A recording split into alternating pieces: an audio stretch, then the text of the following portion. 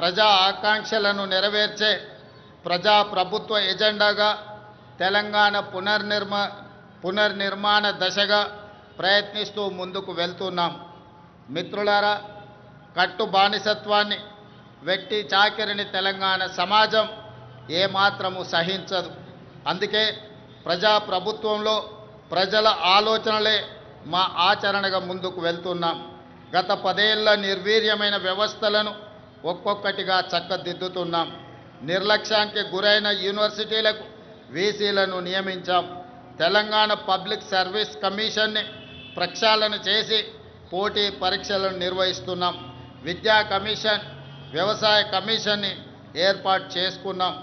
సమాచార హక్కు కమిషనర్లను, లోకాయుక్త, హెచ్ఆర్సీ కమిషన్లను ఏర్పాటు చేసుకొని వ్యవస్థలను స్వతంత్రంగా పనిచేసేలా చర్యలు తీసుకున్నాం.